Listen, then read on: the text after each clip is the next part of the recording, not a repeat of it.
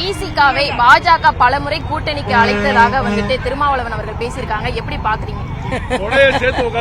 அதாவது இப்ப எல்லாருக்கும் அப்படி ஒரு பழக்கமாயி போயிடுச்சு. செந்தில் பாலாஜி சொல்றாரு எங்களை அவங்க அழுத்தம் கொடுத்தாங்க, அதையும் மீறி நாங்க உறுதியா இருந்தோம் அப்படின்னு. அண்ணன் திருமாவளவன் நேத்து பேட்டி பார்த்தேன். அதுல அவர் என்ன சொல்றாருன்னா, சபரீசனும் மற்றவர்களும் என்னிடம் பேச்சுவார்த்தை நடத்தினார்கள் சொல்றாரு. அப்ப சபரீசன் என்ன பதவியில் இருக்கிறாரு, என்ன பேச்சுவார்த்தை நடத்தினாரு?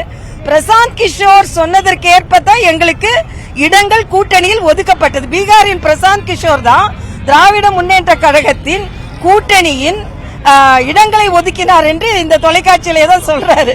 ஆக இதையெல்லாம் வைத்துக்கொண்டு இப்ப எங்களுக்கு சொல்றது எந்த விதத்தில்? அவர் தான் நேற்று விலாவரியா சொல்லிக் கொண்டிருந்தார். அதனால எங்களுக்கு நாங்க கூட்டணி பேச வேண்டும் என்றால் நேரடியா பேச போகிறோம். அதுல ஒண்ணும் இல்ல. 2026 தேர்தலை பொறுத்தவரையில தமிழக வெற்றி கழகம் வந்துட்டு 2வது இடத்துக்கு வருது, பாஜகவுக்கு முதல்ல வருது அப்படிங்கிற மாதிரி ஒரு கருத்தையும் தெரிவித்திருக்காது. எப்படி பாக்குறீங்க? இல்ல அது என்ன கட்சி நாங்க இப்ப நாங்க 2வது இடத்துல இருக்கோம் நிறைய இடங்கள்ல.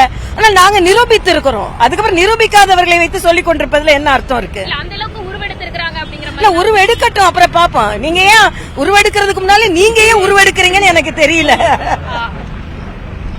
ஆதவ அர்ஜுனா வந்துட்டு அவர் மீது நடவடிக்கை எடுப்பதற்கு விசிகா தலைவர் வந்துட்டு திருமாவளவன் அவர்கள் வந்துட்டு மௌனம் காக்கவில்லை, நிதானமா இருக்க அப்படின்னு சொல்லியிருக்காரு. இருக்கட்டும், நிதானமா இருக்கட்டும். நிதானமா பேசி பேசி அருமை அண்ணன் ஸ்டாலின் அவரு என்ன செய்து கொண்டு இருக்கிறார், நிக் பண்ணிக்கிட்டு இருக்கிறாரு. உண்மை. நிதானம்னா என்ன அர்த்தம்?